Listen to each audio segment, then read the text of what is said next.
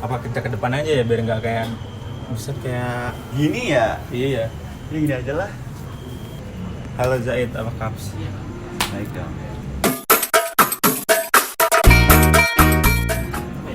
Ini tempatnya kita emang konsepnya outdoor gitu. Ya kita ngobrol di kebun mungkin temanya. Terus sekarang sibuk apa coy? Kerja, gak kerja sih ya. Kenapa? Kuliah sama ya show-show gitu ya. Asik. Cara apaan tuh show? Terakhir tuh ada, lo tau gak sih Imlek Nasional yang di lapangan Banteng Jakarta? Ya, yang kayak drama Starry gitu-gitu kan. Iya, itu nama pagelaran sama Merauke. Itu di acara Imlek Nasional yang ada di lapangan Banteng Jakarta, yang ada itu Kementerian Ekraf. Oh, itu. Craft apaan? Ekonomi kreatif. Kita sekarang lagi hype banget tuh Singkat-singkat gitu ya. Ekonomi kreatif gitu. Apalagi sekarang kan ekonomi kreatif tuh makin variatif ya. Ada yang digital, ada yang konvensional. Karena kan sekarang udah masuk ke era digital apalah itu. Nah, jadinya kita menghadiri internasional sebagai bintang tamu. Berarti sekarang orang-orang yang pengen jadi content creator terus apalah agensi gitu-gitu kan juga masuk ekonomi kreatif. Nah, itu Ekraf digital. Tapi lo lihat nggak sih sekarang orang banyak banget jadi pengen content creator.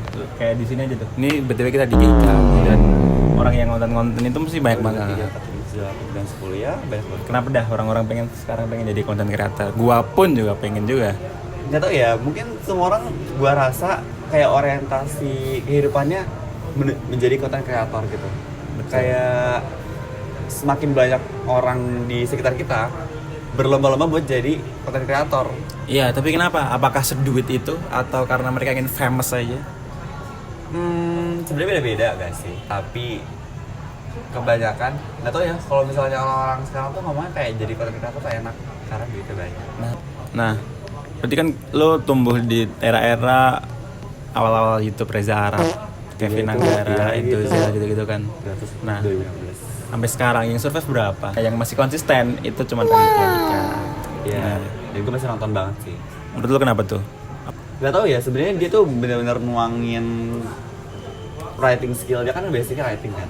Writing skill dia dalam konten tuh dengan sangat baik sih, karena kalau misalnya lo lihat track record dia tuh benar-benar kayak nyoba semua ranah dari kepenulisan menjadi output produk konten yang beda-beda. Bener. Dia coba ke film, dia bikin series, dia bikin buku, dia bikin cerita pendek, dia bikin podcast, stand up, dan menurut gue itu basic skill yang dia pertahankan, cuman outputnya beda-beda aja. Oh iya sih, ya, karena dia basicnya nulis jadi bisa agile di mana aja gitu ya. Benar-benar. Dia butuh platform aja sebenarnya sih. Tapi ya walaupun mereka udah nggak di YouTube, tapi mereka kan masih konten juga di sosmed-sosmed lain kayak Instagram, TikTok segala macam yang bentuknya kontennya lebih short form. Entah itu kalau di Instagram ada Reels, kalau di TikTok ya TikTok video. Dan banyak banget kan sekarang, bahkan nggak cuman kreator-kreator dari YouTube pun yang gede di TikTok dan Instagram, orang-orang dari yang gede di situ juga pun ada. Emang menurut lu kenapa TikTok dan Instagram ini menjadi game changer untuk perkreatoran Indonesia dan ekonomi kreatif ya tentunya. Betul. Sebenarnya yang bikin mungkin orang jadi sekarang lebih lekat sama short content ya. Iya. Karena satu itu lebih accessible. Kayak gue ngerasa orang akses TikTok tuh benar-benar segampang itu dibanding akses YouTube dulu. Gitu. Karena kan YouTube dulu orang bilang harga kuotanya mahal. Nah, Gitu. Padahal kalau di-compare sama Instagram dan lain-lain sebenarnya sama aja gitu. jatuhnya sama ya karena mereka nontonnya juga setengah jam, hampir sejam juga kan. Cuman karena kontennya panjang dan orang udah kemakan sama omongan-omongan kayak gitu, jadinya lebih gak attach sama YouTube. Dua, konten pendek itu sebenarnya lebih ringan dan adiktif. Kalau ada yang pernah bilang kayak sebenarnya konten-konten yang pendek dan praktis cuma dengan cara sebenarnya kan positioning HP kan seperti ini. Terus kayak pas mereka bisa nonton itu cuma dengan posisi kayak gini dan cuma dengan scrolling kayak gini, itu jadi kayak makin mudah untuk mereka konsumsi konten-konten yang mereka produksi gitu. Jadi kayak yang bikin itu lekat sebenarnya perilaku audiensnya sih, yang pengen semuanya itu lebih praktis gitu. Gak cuma soal konten ya sebenarnya. Gue mau nambahin dari segi sisi marketnya. Kenapa kreator pindah ke TikTok sama Instagram ya karena marketnya pun juga pindah ke situ. Sekarang kan TikTok, Instagram sih. Instagram khususnya kan dia jadi sosial media tuh yang personalized banget. Kayak di Instagram karena ada fitur story kan. Jadi kalau ada fitur story pun ada fitur story dan kreator itu bikin story, nah followersnya itu kan kita tertarik ya ngeliat kehidupannya mereka. Kalau di YouTube kan enggak, kita lihat kehidupan mereka kalau dia cuman bikin vlog video. Kalau di apa yang ditampilkan YouTube kan biasanya apa yang dia bahas dan apa yang benar-benar dia siapin gitu kan. Nah kalau di Instagram kan benar-benar pure kehidupan mereka yang kita bahasanya genuine lah. Jadi kayak lebih menarik, lebih karena lebih jujur kan jadinya. Nah, itu yang gue tambahin karena dan dari kegenuinan si kreator itu kan di kita sebagai audiens itu kita merasa lebih ada kedekatan emosional kan dengan mereka kalau kita berinteraksinya lewat Instagram dan TikTok. Instagram untuk khususnya, that's why kenapa kalau sekarang tuh YouTube sedikit ada perpindahan ini ya audiens dari YouTube ke TikTok, Instagram. Tapi mungkin yang bikin audiens juga lebih senang sama TikTok dibanding YouTube sekarang karena TikTok itu masif. Tapi produksi kontennya itu fleksibel. Jadi audiens yang nonton konten di TikTok itu ngerasa kayak benar-benar ringan dan ya udah padanya aja. Sedangkan kalau kita ngeliat konten-konten di YouTube kayak rasanya kayak gak proper ya kalau misalnya video yang cuma di take dan terus diupload di YouTube tuh kayaknya nggak YouTube banget gitu. Gaya produksi YouTube tuh benar-benar studio dan orang-orang butuh hal yang lebih ringan daripada itu. Nah, dan kayak kalau di TikTok khususnya, kayak TikTok tuh semua orang bisa join trennya gitu kan. Misalnya ada tren apa ya kita inklusif ya. Semua orang bisa bikin inklusif ya. Kayak si misal YouTuber gede kayak Andovi bikin, kita pun juga bisa bikin dengan ikutan sound yang sama dan dengan hashtag yang sama dan kemungkinan viralnya pun nggak jauh beda karena ya mungkin dia punya nama, punya akun yang gede kan. Nah tapi kita pun kalau kita bikin lebih kreatif, algoritmanya pun mendukung untuk kita bisa berpotensi videonya juga ramai, bahkan lebih ramai kayak dari video si kreator yang lebih gede ini gitu kan. Karena sekarang kan banyak banget konten UGC ya gitu kan. Nah menurut lo kalau dari TikTok sama Instagram itu si kreator ini monetisasinya dari mana? Karena mereka kan nggak ada AdSense kayak YouTube ya. Nah, kalau di TikTok ada creator rewards, itu yang sebenarnya sistemnya kayak YouTube ya, kayak YouTube dulu kalau nggak salah. Terus ada affiliate yang keranjang kuning dan teman-temannya itu kayak ramai banget ya itu ya. Iya, belinya di keranjang kuningnya aku ya teman-teman, itu mereka dapat duit gitu. Nah, itu ada cerita juga ibu-ibu katanya per bulan bisa puluhan juta dari situ kan, padahal dia cuma di rumah tangga ya. Iya itu kalau misalnya maksudnya kayak kita cuma sebagai audiens awam ya yang menikmati platform dan kontennya, scrolling, oh kalau misalnya barang mana kita check out, gak bakal nyangka duitnya bisa sampai segitu. Betul. Puluhan juta. Itu cuan sih, dan buat teman-teman yang mungkin menjadi kreator gitu, itu bisa jadi silahkan pertimbangan banget itu. Keranjang kuning kematian gitu kalian gunakan buat dapat duitnya. Selain berusaha memproduksi konten yang optimal ya, itu juga salah satu media monetisasi yang disediain sama TikTok gitu. Terus ada ads, tapi kalau ads sebenarnya gue kurang paham sih karena mungkin kita sebagai user yang biasa nggak terlalu paham naruh ads di konten-konten kita, cuma kayak paling basic ya keranjang kuning itu paling gampang. Sama ini gift di live. Oh ya, makanya banyak yang fenomena ngemis online itu juga karena dari situ ya. Jadi penyalahgunaan platform sebenarnya, cuman itu media juga. Ya itu pembahasan moral lah ya kalau kita nggak bahas itu. Terus selain itu kalau yang paling setahun belakang rame itu mungkin sampai sekarang masih ada itu tuh ini apa, endorse dari brand gitu kan. Iya benar-benar. Karena si kreator dia rajin bikin konten dan kontennya rame, banyak yang views, banyak likes, itu ada brand masuk nge-chip in, entah itu brandnya di situ atau emang kontennya yang benar-benar hard selling kan. Terus itu kan kreator juga dapat duit ya. Iya. Itu kan kisaran ratusan ribu sampai puluhan juta ya kalau video-video kayak gitu tuh lumayan banget. Betul.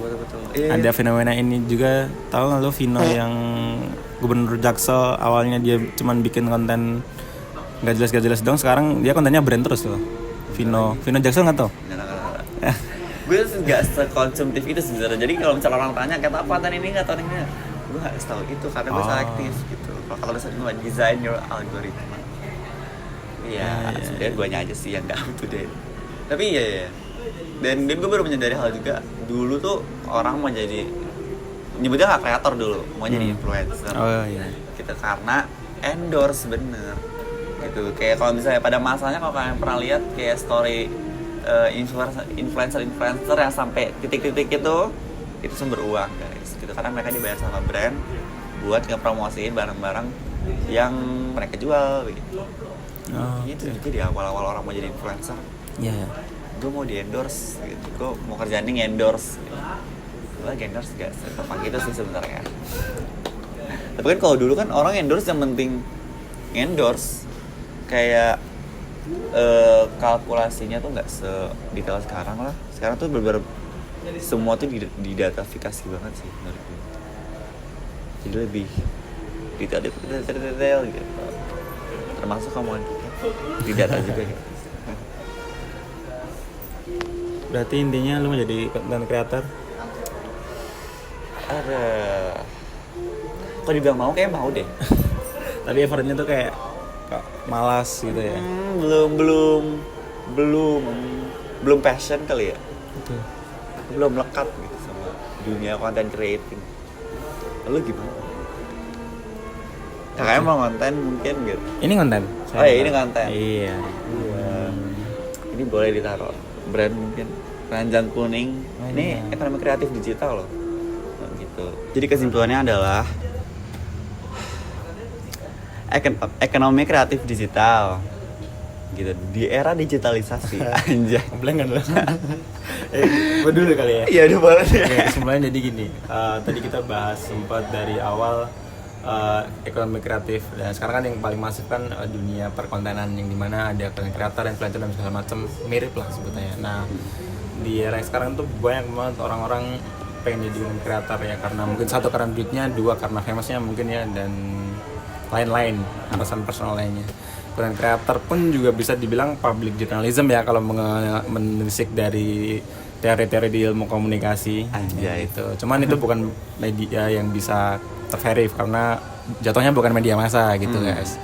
Terus selanjutnya terkait YouTube, coba lo yang nyimpen YouTube sebenarnya kalau dari gue gak cuma YouTube menurut gue, karena YouTube, TikTok, Instagram tuh semua connected dan mereka jadi apa ya, platform yang berkesinambungan. Biasanya kayak orang dari Instagram, TikTok ke YouTube tuh pasti selalu ada hubungan lah untuk mengetahui lebih lanjut apa yang sebenarnya di-create sama konten kreator tersebut.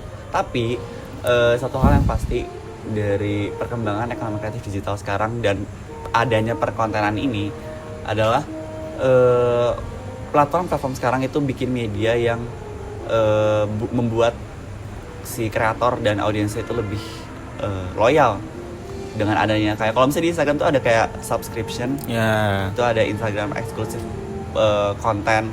Terus di TikTok juga ada banyak ya sebenarnya, kayak live pun menurut gue salah satu media yang bikin kreatornya sama audiensnya lekat gitu. Terus dengan YouTube dan perkembangannya itu bikin orang tuh jadi makin segmented dan tahu mereka mau nonton apa gitu. Jadi once kalian memang pengen terjun ke dunia content creating,